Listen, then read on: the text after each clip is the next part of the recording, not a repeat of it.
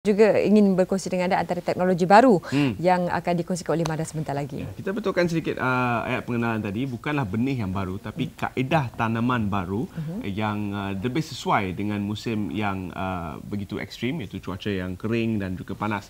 Jadi kita terus saja bersama untuk menyelami teknik dan kaedah baru yang bakal digunakan bersama dengan bagi Dato' Othman Aziz, iaitu pengerusi Mada. Terima kasih kerana bersama kami. Dan ada beberapa kerisauan dalam pada musim kemarau yang bakal melanda Malaysia sehingga bulan 3 ini, terutama sekali menjurus kepada tanaman. Jadi boleh kita ungkapkan sedikit kemarau dan juga kaitannya dengan tanaman. Okey, pertama kali terima kasih RTM kerana beri ruang sekali lagi kepada Mada. Sekarang memang orang dah mula bercakap balik berkaitan dengan kemarau. Baru-baru ni orang memang kita menghadapi banjir besar, hujan yang berlebihan. Ini adalah satu fenomena yang biasa. Kita juga bercakap, bila bercakap soal kemarau maka kita bimbang sama ada petani-petani akan bertanya sama ada, macam contoh di kawasan saya Mada ni, adakah kita boleh menanam padi. Pertama sekali saya nak berkongsi juga, sekarang kita menghadapi equinox. Equinox ni katanya matahari berdiri tegak di atas garis khatulistiwa. Jadi ia akan membawa satu fenomena cuaca yang lebih panas. Jadi sekarang ni di Malaysia rata-rata kita mempunyai cuaca dalam antara 33 sampai 35 darjah Celsius. Jadi mungkin bila berlakunya equinox yang kita sering berlaku antara dua kali, pertama bulan Mac sekarang ni dan juga bulan September. Jadi saya melihat bahawa ini adalah fenomena biasa. Dia tidak akan membawa satu kesan cuaca yang terlalu ekstrim. Mungkin ada kenaikan sedikit suhunya. Jadi suhunya mungkin menjadi 35. Contohnya di kawasan Mada pada tahun 2014 kita mencatatkan rekod tertinggi 38 darjah Celsius. Pada tahun 2013 pada bulan Mei 37 darjah Celsius. Jadi memang kita rasa terlebih panas. Namun apapun berbalik kepada kesan cuaca terhadap tanaman padi, saya nak menegaskan bahawa kita mempunyai air yang cukup untuk disalurkan kepada kawasan sawah mulai pada hujung bulan Mac. Kita jangkakan pada 29 bulan Mac kita akan mula menyalurkan air ini ke terusan untuk dibawa ke bendang. Jadi buat masa ni kita mempunyai takungan air yang mencukupi. Mengikut laporan semalam kita mempunyai 1.049 juta ekar kaki air yang ditakung dalam 3 empangan kita di Kedah. Dan untuk tanaman padi ini kita hanya memerlukan sekitar 622,000 juta ekar kaki. So cukup airnya. Jadi tidak perlu kita bimbang dan petani-petani mestilah bersedia.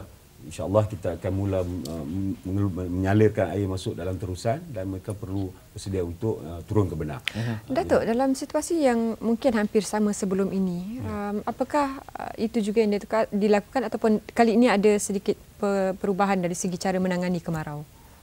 Kita sebenarnya kita masih menggunakan cara yang sama dan alhamdulillah apabila baru ni kita kena banjir besar pada bulan 12 di Kelantan, di Pantai Timur, tapi tempias itu juga turun ke kawasan tadahan hujan di Kedah. Jadi sebab itulah kita mempunyai tadahan sekarang ini sekitar 85% takungan berbanding dengan tahun 2014 secara puratanya dalam 67-68%. Jadi pada kita lah buat masa ni kita memang berjaga-jaga menghadapi kemarau jika ianya berlaku. Tapi saya rasalah sedangkan hari ini di Kedah pun dah mula turun hujan. Mula dah turun hujan, jadi insya-Allah saya rasa kita tidak akan menghadapi cuaca yang ekstrim. Namun apapun kita akan bertindak membuat keputusan bergantung kepada keadaan semasa ataupun the best decision at that point of time. Jadi saya rasa buat masalah ni kita memang akan meneruskan perancangan kita untuk menyalurkan air bermula 29 Mac sehingga 24 April bagi tujuan tanaman padi.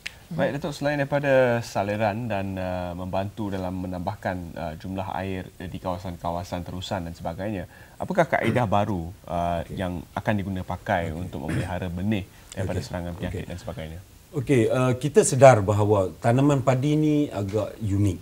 dia mempunyai pelbagai ancaman. Ancaman ni penyakitnya, cuacanya, iklimnya dan sebagainya. Jadi kita dah buat sawah bendang di Kedah ni dah 45 tahun.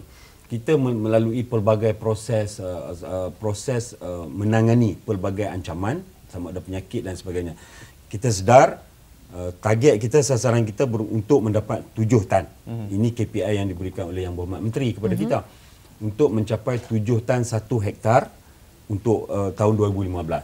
Jadi untuk nak mencapai 7 tan ini secara purata, kita perlu banyak perkara, banyak variabel. Antaranya sudah tentulah penyediaan tanah, penggunaan benih, and then amalan pertanian yang baik dan sebagainya.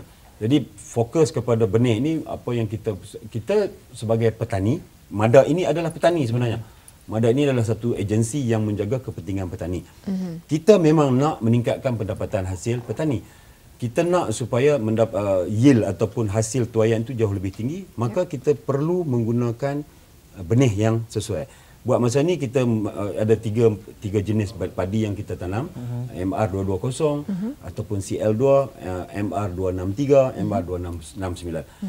Ketetapan benih ini dibuat oleh MARDI, Lembaga Penyelidikan Pertanian Negara, dan juga Department of Agriculture ataupun Jabatan Pertanian.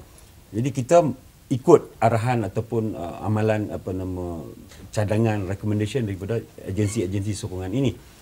Jadi namun baru-baru ni musim yang lalu, musim 2014, kita telah diserang oleh penyakit. Penyakit karah, penyakit BLB, penyakit baru ni bacterial leaf blight ataupun disebut sebagai hawar daun bakteria, dan juga beberapa jenis penyakit yang memberi kesan yang agak besar kepada hasil tuaian. Dulu mungkin musim 1 kita dapat mungkin 6.5 tan 1 hektar. Tapi dia baru ni mengikut rekod yang belum rekod rasmi yang belum diputuskan kajiannya, dia mencecah mungkin dalam 5.5 tan sahaja. Jadi untuk mengatasi jangka panjang, kita perlu mencari kaedah bagaimana nak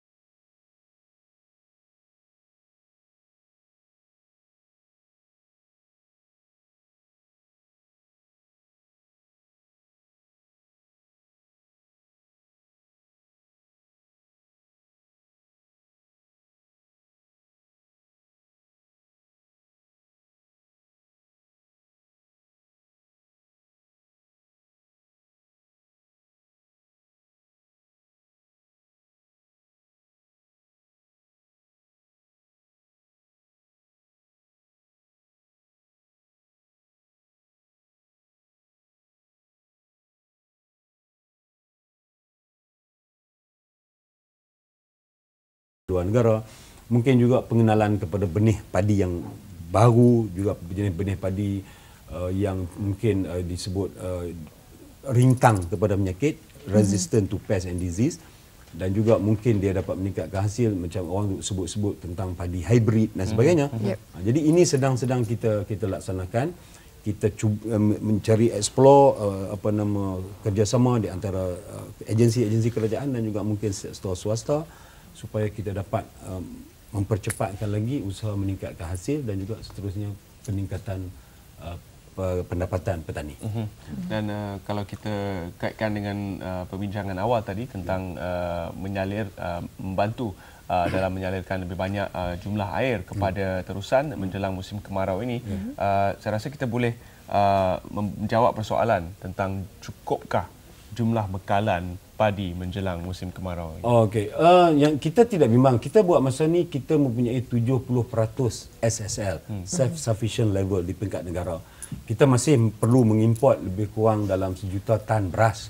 Yang ni memang adalah kedudukan ketika ini. Dan Menteri Datuk Seri Ismail telah pun memberi arahan membuat dasar supaya kita mencapai tahap SSL sekurang-kurangnya 90% pada tahun 2020. Maka sebab itulah kita MADA dan juga agensi-agensi tanaman padi yang lain perlu berusaha untuk meningkatkan hasil.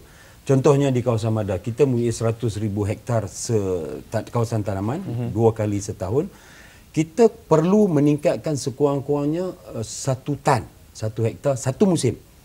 Jadi, kalau kita 100,000 hektar kali 2 tan, maknanya 2 musim tu jadi 200,000 hektar. Secara tidak langsung, dianya akan juga memberi sumbangan lebih 20% penambahan. Sebab kita sekarang mengeluarkan 1 juta tan 1 tahun. Jadi kalau kita tambah 200,000 tan itu, maka itu adalah 20%. Sama juga di agensi lain. Dan jadi kalau keseluruhan kawasan tanaman padi dalam negara 600,000 hektar ini dapat meningkatkan 1 tan 1 musim, insya-Allah kita akan mencapai SSL. Jadi diingat bahawa keperluan usaha untuk meningkatkan hasil itu penting. Jadi faktor cuaca itu memang kita berdoa, kita sedang berdoa supaya janganlah diserang cuaca yang terlalu ekstrim yang menyebabkan kurangnya hasil, dan kita terpaksa meningkatkan lagi import beras. Jadi kita takut sebab industri beras ini penting sebab ianya adalah security makanan selamat untuk Malaysia, keselamatan makanan. Jadi kita perlu pastikan bahawa kita cukup beras untuk dibekalkan kepada rakyat. Sebab orang Malaysia kalau bangun pagi tak makan nasi dia susah, kan. Jadi dia perlu ada beras. Jadi inilah yang kita sedang usahakan, dan saya yakin dengan penggunaan teknologi yang baru, benih-benih yang baik, jadi insya-Allah dia akan meningkatkan hasil. Dan yang lebih penting, usaha petani. Petani kena berusaha, dan jabatan dan agensi-agensi lain perlu membantu supaya akhir sekali matlamat menteri yang berhormat menteri untuk meningkatkan SSL kita ini akan tercapai. Dengan benih baru dan juga teknologi yang diperkenalkan, bagaimana pula kesediaan ataupun latihan yang diberikan kepada para petani untuk menerima sistem baru ini? Kita di MADA hari ini kita telah memperkemaskan balik program extension ataupun program pengembangan. Kita menyediakan lebih kurang 600 tenaga kerja frontliners kita di depan yang berhadapan dengan petani setiap hari ini di 27 PPK 4 wilayah kita ni, untuk membimbing mereka berkongsi dengan petani bagaimana nak mendapat maklumat-maklumat terkini baik dari segi penggunaan baja, benihnya, kemudian masalah penyakit dan sebagainya. Jadi ini penting. Kita sedang memberi penekanan baru, iaitu memperkasakan unit pengembangan ataupun extension unit kita ni supaya mereka dapat menyalurkan segala maklumat baru kepada petani.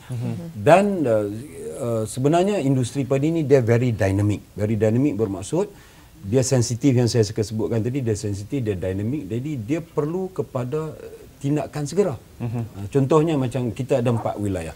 Mungkin ada serangan penyakit di wilayah 4, maka maklumat itu perlu disalurkan terus ke wilayah lain. Supaya mereka yang katalah wilayah 1 di Perlis dapat maklumat tersebut dan juga bersedia mengambil tindakan apa yang perlu sekiranya penyakit itu sampai tempat mereka. Jadi kita tidak mau mengambil tindakan reaktif Maksudnya bila dah kena baru kita kalang kabut. Jadi extension program kita ni amat penting dan kita mengharapkan supaya hubungan fahaman antara petugas kita, pegawai-pegawai MADA, kekitangan kita dan juga petani itu sendiri akrab dan supaya mereka dapat berkongsi setiap masalah yang mereka hadapi. Kita sentiasa berkongsi teknologi dan juga maklumat dengan negara-negara lain dan antaranya India yang sedang membangun dengan pesat ketika ini di bawah Narendra Modi.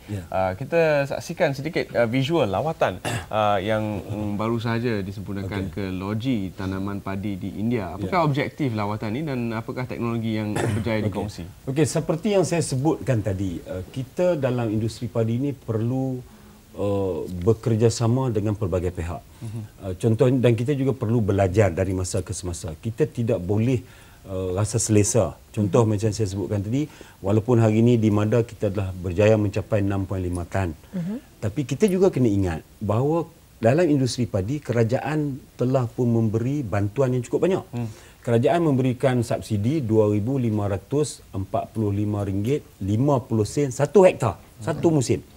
Jadi saya melontarkan cabaran kepada pegawai kita di MADA dan juga petani-petani. Dengan subsidi yang sebegini banyak, adakah kita berpuas hati dengan hasil yang kita tuai? Jadi sudah tentulah petani kata kita dah buat benang 40 tahun, inilah yang kita dapat mampu hasilkan. Jadi saya kata kita tidak boleh rasa selesa, maka kita mengambil langkah untuk melihat di luar sana. Kita pergi ke India contohnya untuk melihat apakah cara yang mereka buat. Sebab saya dengar kata di India boleh mencapai 10 sampai 12 tan. Oh, saya kata ini sudah bagus. Maka kita pergi melihat semacam kaedah orang kata lawatan sambil belajar, berkongsi pengalaman, berkongsi ilmu. Jadi di sana kita dapat melihat bahawa rupanya R&D dia, penyelidikan dan pembangunan tanaman padi dia cukup ekstensif.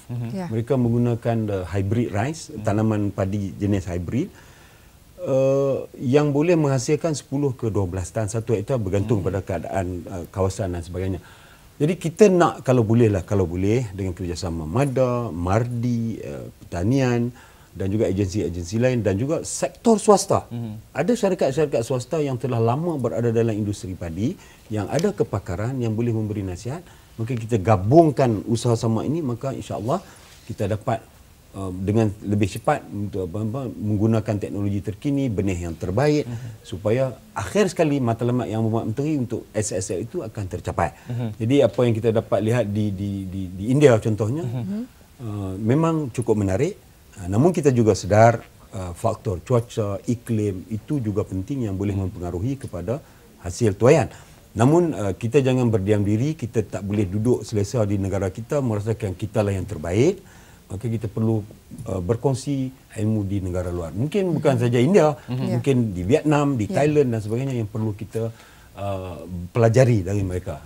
Jadi ini adalah perkara-perkara baru yang saya rasa kita perlu buat. Dan insya-Allah saya yakin hasrat matlamat itu akan tercapai. InsyaAllah. Jadi kita juga doakan yang terbaik untuk para petani kita dan juga kita ucapkan terima kasih kepada MADA yang sedang memberikan sokongan berterusan. Terima kasih Datuk ya sempat berkongsi. Bawa balik India, datang juga ke studio untuk berkongsi maklumat ini yang penting sekali. Dan bukan saja padi, malah para petani juga dalam suasana panas ini, pastikan kesihatan anda sentiasa dalam keadaan yang baik.